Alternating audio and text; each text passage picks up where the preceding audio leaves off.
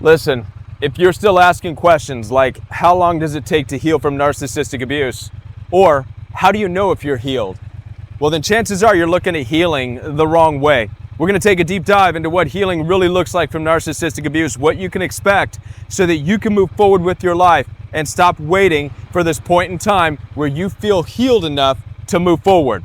Moving forward starts now. Let's get into this. My name is Kevin, and this is The Royal We.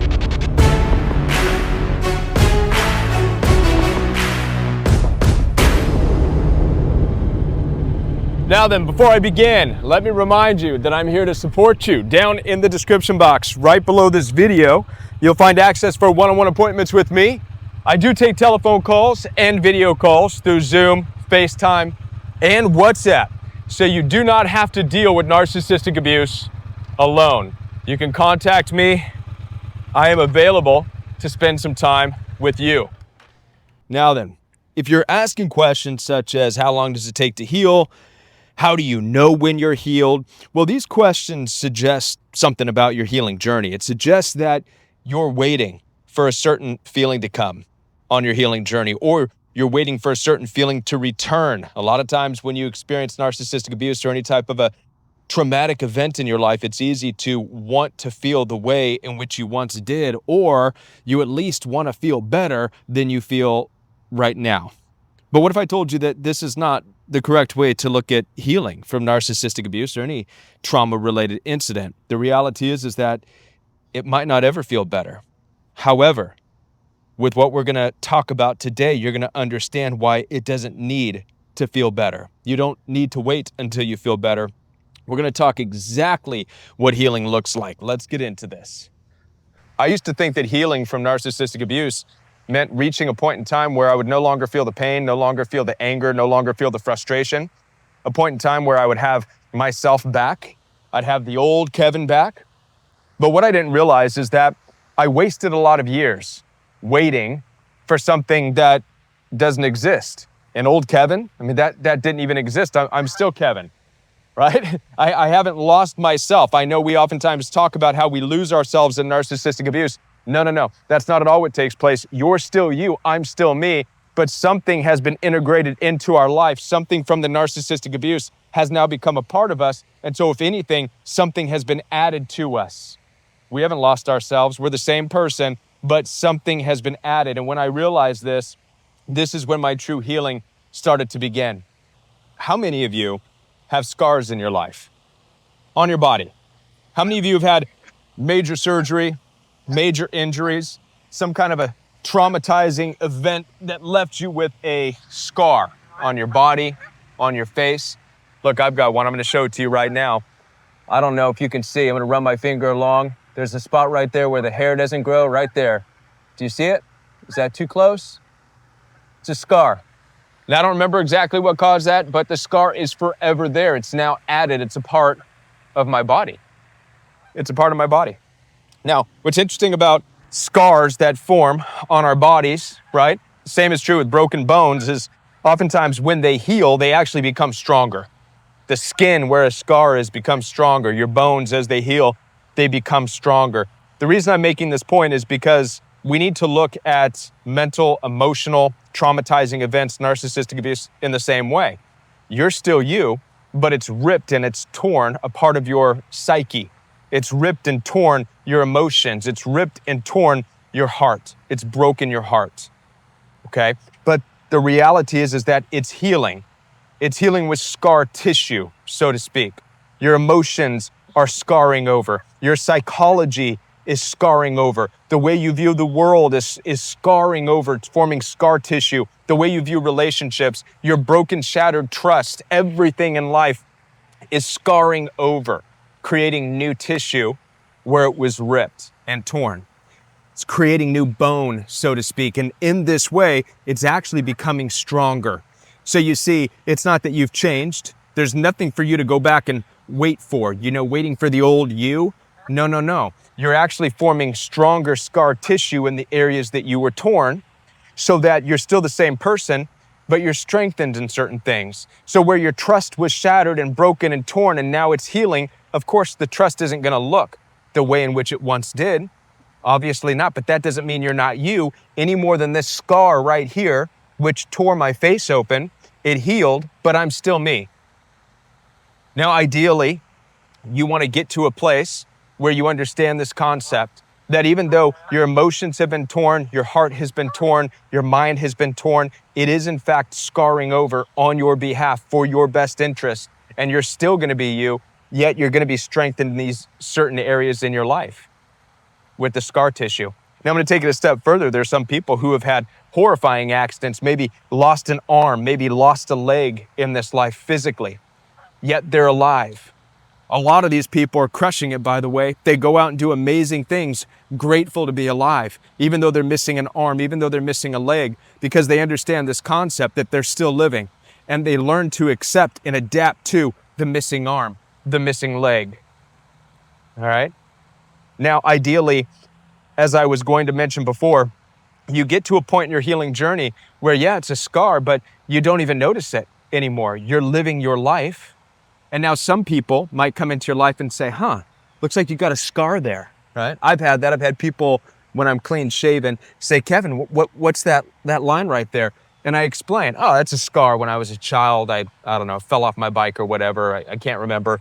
Yeah, ripped my face open.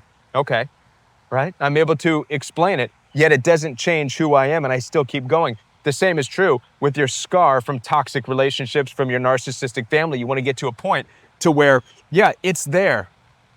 It's a part of you, but it's not your focus. And if somebody ever does say, it looks like you have certain trust issues, or it looks like, you're having a hard, well, yeah, that's a scar, and I'm okay with that. It's a part of who I am. Just like this scar is a part of my face, the mental, emotional scarring and the scar tissue, which has strengthened me, and it doesn't allow me to enter into toxic relationships anymore. As a matter of fact, it keeps narcissistic people away, okay? So if anybody asks about that, well, yeah, sure, I've got a scar there. Yeah, not a problem. So ideally, the first point of this message is to understand that your healing journey needs to look like scar tissue that's forming. You don't want to reject and wait for the old you. You want to accept the scar tissue and start to accept this new part of your being. That's one way to look at healing. Now I want to go even deeper with you. Can we do that? Can we get deeper? I want to get into this conversation about going into your inner child and doing inner child work, or whatever the heck that nonsense is. I want you to imagine with me that somebody goes up and notices the scar on your flesh, wherever that is, and says, you know what, we can totally remove that scar. We can make it so that the skin is brand new. All we have to do is go back to the moment in time when that happened and understand how it happened, and then magically that scar will go away, and then you'll be a normal person. I mean, first of all, that's a load of bullshit. Second of all, why does it matter? You have the scar, wear it. It's okay. It hasn't affected who you are. Going back to the exact moment in time that it took place in hopes that life is somehow going to be better for you is absolutely stupid. Yet, that's what modern Western world psychology has done. Created this trap for you, thanks to Freud, right? Modern Western world Freudiism. We got to get to that inner child. And if we can reach that inner child and heal that child, well, then you'll be normal.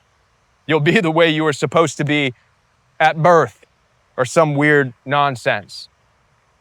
And it's a trap. All it is a trap that causes you to just feel stuck in life.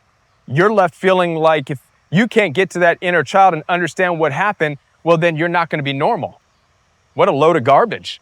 What a way to keep you going into the psychologist's office for life, and then possibly on drugs and on medications and this and that, all because you have somebody telling you you have some kind of inner broken child and therefore you're not normal. Much like somebody who has a scar on their face or arm or anywhere else being told that they are no longer normal. It's the same thing. There's no need to go back to your inner child and do inner child work or any of this nonsense. Besides, we're not creatures of subtraction. It will never work.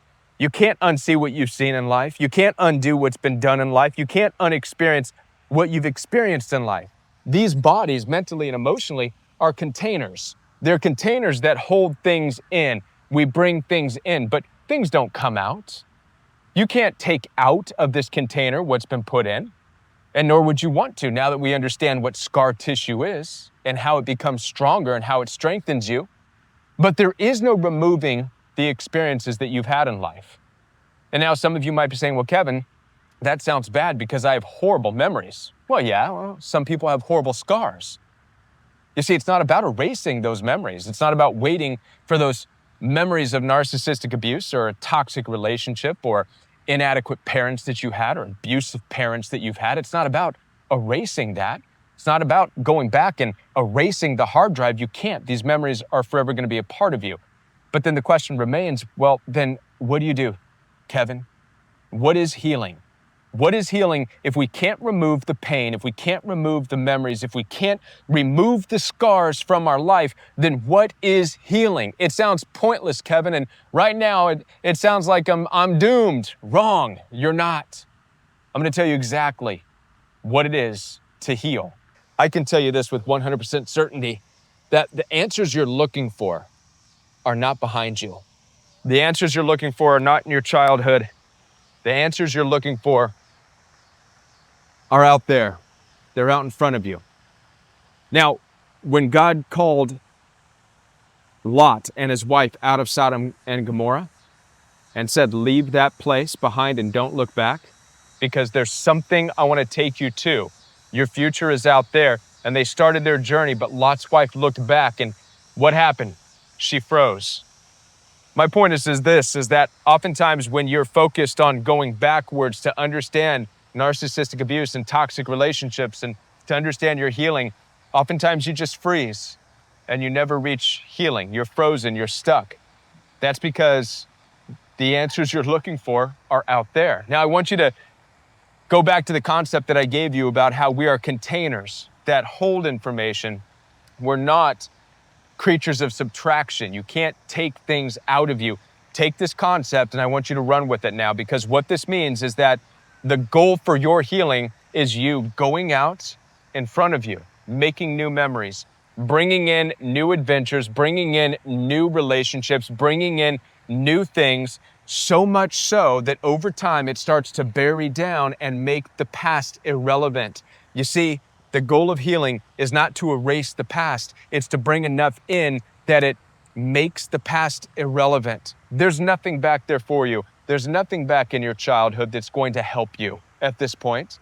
I mean, sure, you can understand where you've come from and how much you've grown, but trying to dissect and break down what happened in the past and reach that inner child in order for you to feel good is nothing more than a trap that's keeping you from going out there where God is calling you. So again, I say this, the answers that you're looking for are in front of you, not behind you. It's time to stop focusing on the past. It's time to stop focusing on what has been and follow the voice of God out to what's in front of you so you can reach your potential. That's where your healing is. And so ultimately, healing is your journey forward. It's not so much a focus on healing from the past because that's keeping you looking backwards. It's a focus on what's next. How do I move forward? Scars and all. And as you form new relationships and as you move to a new place, and by the way, I encourage you to watch my video on a hard reset. I'll put the link right there where I talk about making a hard reset in life, which is leaving the past behind and venturing out in front of you. Ready or not, this hard reset might be exactly what you need. Watch that video, but it's an excellent understanding of how your future is moving forward. Your healing is out there. Your healing is in what's next. Your healing is not sitting and trying to break down and dissect the past. Now, if you have questions about this, I understand. That's why I'm here and I'm available for you. Reach out to me. Schedule some one-on-one appointment time with me. Let's talk about how to move your life forward. Let's not talk about dissecting the past and what's back there. Let's talk about how to get you from where you are now to where God wants you to be. All right? Head on down to the description box. Schedule that one-on-one time with me. I'll be back with more videos for you right here on The Royal We. Bye.